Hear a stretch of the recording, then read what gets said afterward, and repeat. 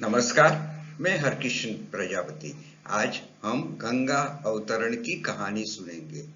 सूर्यवंशी राजा सगर ने अपने राज्य में अश्वमेध यज्ञ का आयोजन किया था, जिसके तहत उन्होंने अपने यज्ञ का घोड़ा छोड़ा था। उस यज्ञ की रक्षा का भार उनके पौत्र अंशुमन ने संभाला था। देवताओं के राजा इंद्र ने उस घोड़े को चुराकर पाताल में कपिल मुनि के आश्रम में बांध दिया। इधर राजा सगर के 60,000 पुत्र इस घोड़े की खोज कर रहे थे। पृथ्वी पर घोड़ा न मिलने के बाद वे खोज में पाताल लोक पहुंच गए। अब वे सभी कपिल मुनि के आश्रम में पहुंच गए, जहां उनका घोड़ा बंधा था। घोड़े को मुनि के आश्रम में बंधा देखकर राजा सगर के 60,000 पुत्रों ने गुस्से में आकर भगवान कपिल मुनि को युद्ध के लिए ललकारा। जैसे ही तपस्या में बैठे भगवान कपिल मुनि ने आंखें खोली तो उनके तेज से सभी 60,000 पुत्र वहीं जलकर भस्म हो गए।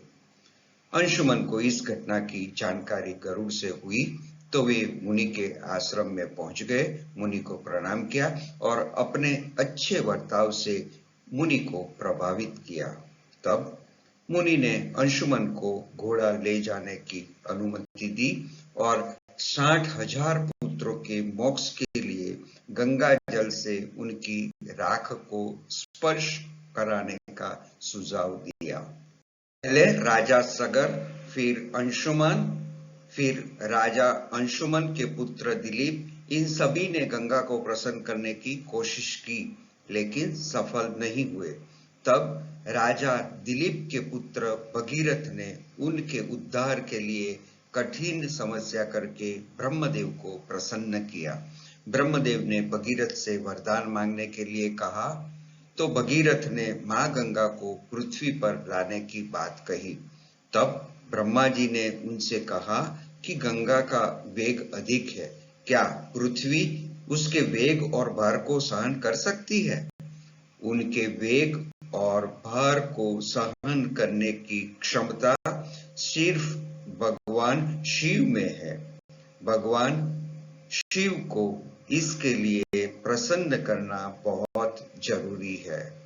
देव की अनुमति पाकर भगीरथ ने अपने कठोर तप से भगवान शिव को प्रसन्न कर दिया और उनसे अपनी जटाओं में मां गंगा को अवतरित होने का वरदान मांगा।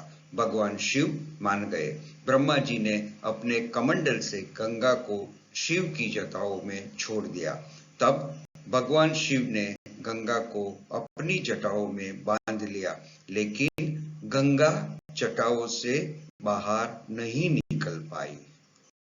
अब महाराज भगीरथ को और भी अधिक चिंता हो गई। उन्होंने एक बार फिर भगवान शिव की आराधना करने के लिए कठोर तप किया और तब कहीं भगवान शिव ने गंगा की धारा को मुक्त करने का वरदान दिया। इसके बाद ही मां गंगा शिवजी की जटाओं से होते हुए पृथ्वी पर अवतरित हुई और महाराज सगर के 60,000 पुत्रों को मोक्ष प्राप्त हुआ। भगीरथ की तपस्या से अवतरित होने के कारण गंगा को भागीरथी भी कहा जाता है। यहाँ हमें सीख इतनी ही लेनी है कि जीवन में कोई छोटी सी चीज में भगीरथ जैसा काम करने का प्रयत्न करें। बहुत धन्यवाद।